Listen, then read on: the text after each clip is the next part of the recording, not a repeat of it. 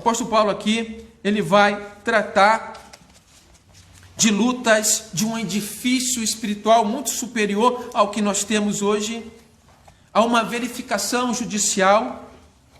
Vamos por parte. Primeiro, o serviço da nova aliança, promovida por Cristo na cruz, vai conter glórias e também sofrimento, perigos. O apóstolo Paulo enfrentou vários perigos durante o seu ministério, e o próprio nosso Senhor Jesus Cristo, quantas vezes tentaram matá-lo, mas só no tempo oportuno que ele sofreu a crucificação. Mas mesmo assim a morte não pôde deter o nosso Senhor, porque ele ressuscitou no terceiro dia. E agora está assentado ao lado de Deus. É desse morrer que ele fala, chamando de quando se desfizer este tabernáculo. Isso está no versículo 1 do capítulo 5. Este tabernáculo, esse templo, esta tenda, o nosso corpo físico, quando ele se desfizer, quando no último dia, quando Jesus Cristo nos chamar ao seu encontro, vamos ser revestidos de um edifício espiritual. Essa tenda é muito frágil, esse tabernáculo é muito frágil, ele é precário, ele se estraga, ele adoece. Mas temos essa promessa que é necessário ver, é necessário crer sem ver. Que lá na frente vamos estar revestidos de algo superior e não feito por mãos humanas, mas feito por próprio Deus, este edifício espiritual maravilhoso que está reservado para aqueles que o amam. Encontra-se diante de nós aquilo que não é visível naturalmente, mas somente com o olhar da fé. Segundo 2 Coríntios, capítulo 4, verso 18, onde está escrito: não atendendo nós nas coisas que se veem, mas nas coisas que não se veem, porque as que veem são temporais, e as que não se veem são eternas. Muitas pessoas podem até confiar num bem material que tem. Às vezes uma conta na poupança, uma casa, a estabilidade no trabalho, são coisas temporais. Eu costumo dizer aqui na igreja, eu costumo dizer para você, o que nós temos de mais concreto neste mundo é Deus. Este edifício, destinado à morada eterna, encontra-se nos céus, na nova cidade de Deus, na nova Jerusalém. Neste corpo nós gememos, nós aspiramos esta nova habitação. O apóstolo Paulo dizia para ele ser lucro o morrer. Mas o versículo 3 diz: se todavia formos encontrados vestidos e não nus. É necessário você estar preparado, para esse encontro com Deus. E Deus é o justo juiz, que vai verificar como você está vestido. Não é essa vestimenta que nós estamos usando hoje, não. São suas atitudes, são os seus pensamentos, são suas ações, é a sua fé neste Deus. Como está escrito: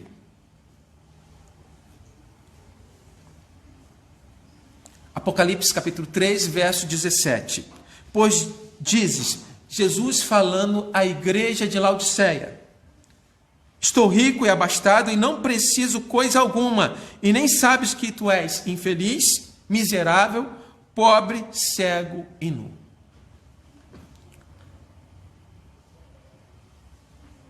Nossa justificação aconteceu na cruz.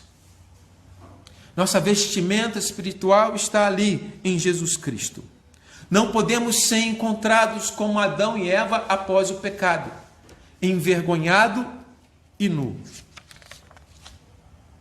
Devemos estar revestidos de Cristo, como está escrito em Gálatas, capítulo 3, verso 26 e 27. Pois todos vós sois filhos de Deus, mediante a fé em Jesus Cristo, porque todos quanto fostes batizados em Cristo, de Cristo vos revestistes. Ou ainda em Efésios, capítulo 4, verso 22 a 24. No sentido de que, quanto ao trato passado, vos despojeis do velho homem, da velha natureza, que se corrompem segundo as concupiscências do engano, e vos renoveis do espírito do vosso entendimento, e vos revistais do novo homem, criado segundo Deus, em justiça, retidão, procedentes da verdade. O verso 5 deste capítulo diz: Ora, foi o próprio Deus quem nos preparou para isto, outorgando-nos o penhor do Espírito. Penhor é garantia. Então nós temos o cristão, o servo de Deus, que tem o Espírito Santo, que foi chamado pelo nome para seguir Jesus Cristo, tem este dom. O Espírito Santo que vive neste tabernáculo tão frágil. E ele é um selo, uma garantia de uma vida eterna também. A morte, segundo o que a humanidade entende, vamos dizer assim, o que a humanidade entende é uma coisa natural, mas não é. A morte é resultado do pecado. A morte é resultado do juízo de Deus, do castigo. Como está escrito, todos pecaram, estão destituídos da glória de Deus. Como está escrito, o salário do pecado é a morte. Mas o dom gratuito de Deus é a vida eterna em Jesus Cristo, seu Filho. Resumindo, nesses versos iniciais, o apóstolo Paulo mostra que seremos revestidos deste edifício espiritual, algo muito superior ao que nós temos hoje, mas que nesse processo, nesta caminhada de fé, nós gememos, nós sofremos, nossa fé é aprovada, mas que devemos ter bom ânimo, e bom ânimo é o tópico a partir do verso 6. O olhar se volta para Deus, que nos preparou isto, a fim de que nós sejamos revestidos. O verso 7 fala, visto que andemos por fé e não pela visão de figuras, ou andamos por fé e não pelo que vemos. Podemos constatar que no Evangelho não há apenas algo para ouvir, mas também há algo para ver. Por mais real que a habitação do Espírito Santo seja, por mais que nós possamos fazer tudo em Cristo, ainda assim não vemos agora como Ele é. O veremos como Ele é quando nós encontrarmos com Ele. A igreja, então, é remetida, é arremessada para crer. É arremessada de um modo escatológico, lá na frente, quando nos encontrarmos com Ele. E por isso, esta conexão com o futuro e com o agora é necessário. Não podemos apenas olhar para o futuro, aquilo que é invisível, mas que cremos. Cremos nessa nova moradia, cremos nesse novo tabernáculo, ou seja, nesse novo edifício. Cremos que vamos ver Jesus Cristo face a face, como Ele é. Cremos nesse local maravilhoso que nossa mente não é capaz de captar. Cremos nas moradas celestiais. Sim, cremos. Cremos sem ver. Porque cremos baseado na palavra. Cremos porque a fé é um dom de Deus. Cremos porque sem fé é impossível agradar a Deus.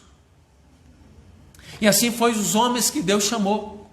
Abraão, sai da tua terra, da sua casa, da sua parentela e vai para um lugar que eu te mostrarei. Abraão obedeceu.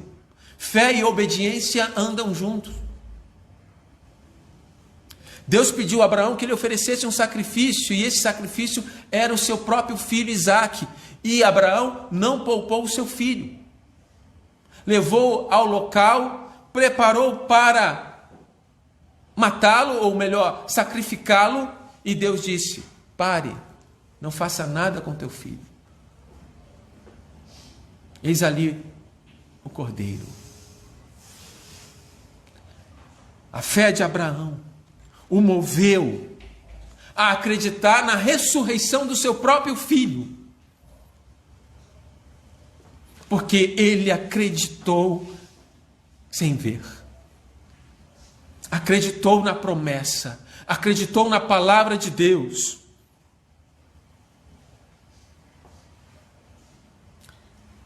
Josué, quando foi espiar a terra prometida, ele acreditou também. Ele e Caleb acreditaram contra os outros 10 espias que se amedrontaram. A fé fez que o povo atravessasse o Mar Vermelho. Fez que o povo atravessasse o Rio Jordão.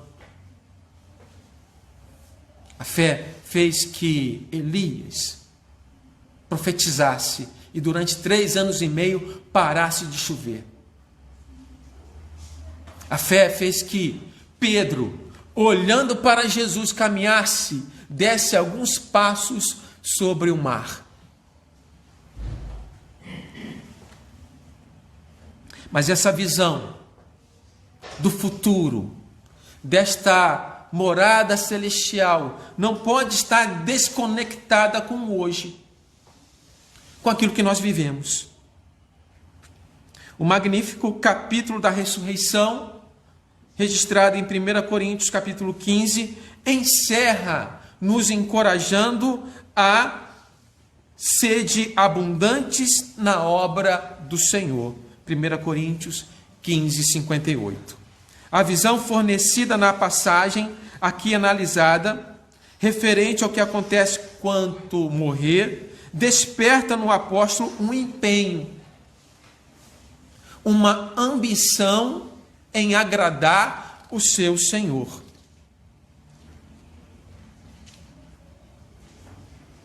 Sobre a obra de nossa vida, sobre nossa cooperação na construção da igreja, o juízo exercido pelo grande Deus é um juízo também de rigor, para que cada um receba segundo o que tiver feito por meio do corpo, quer bem, quer mal.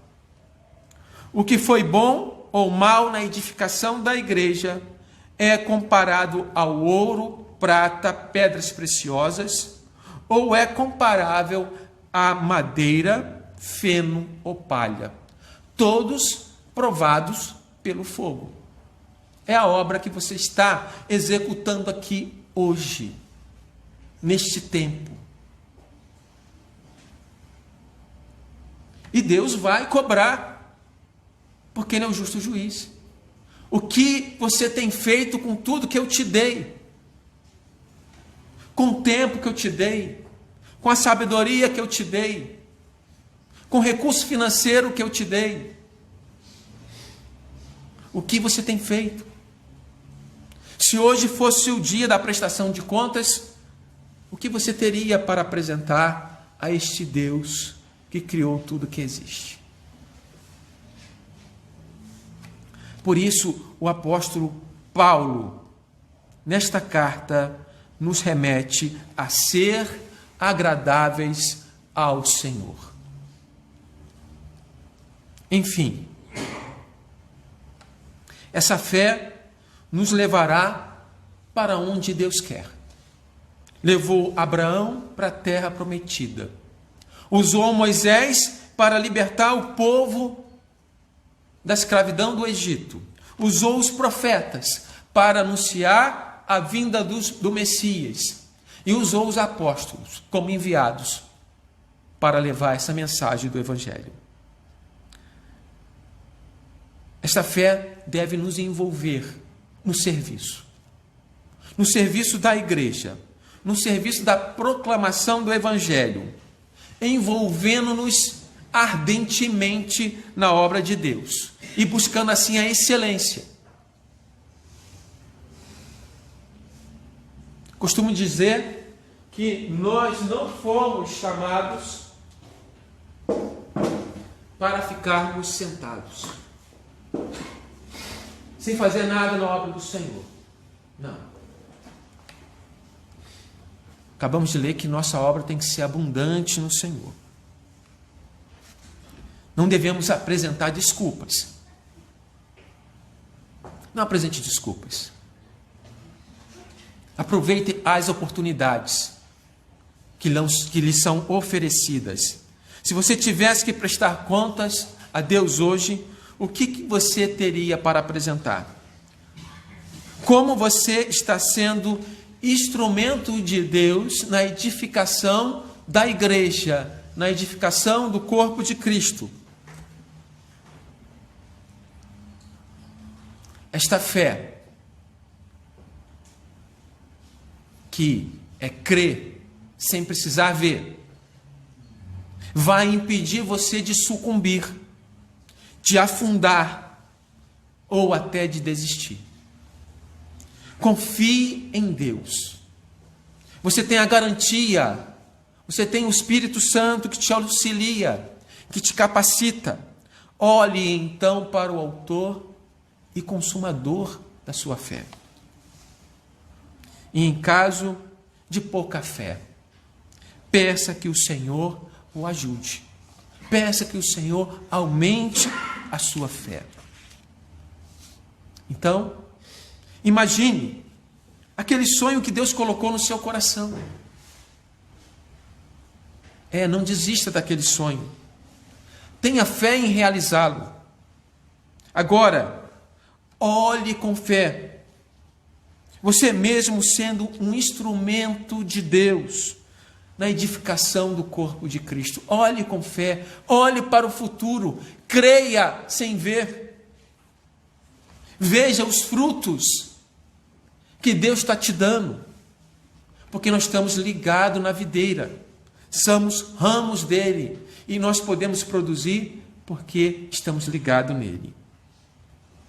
Veja no futuro seus irmãos e irmãs sendo edificados, porque Deus está usando a sua vida. E lembre-se, fé, você não precisa ver para crer. Amém?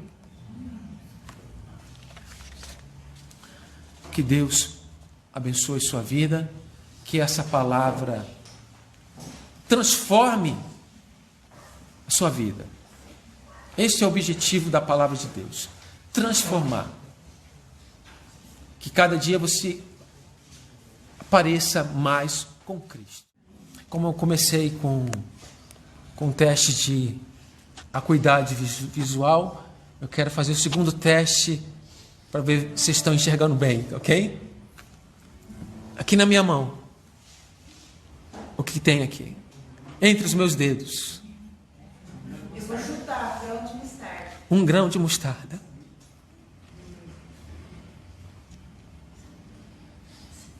Isso é o tamanho da fé que você precisa para vencer, para ultrapassar os obstáculos, para fazer a vontade de Deus. Amém?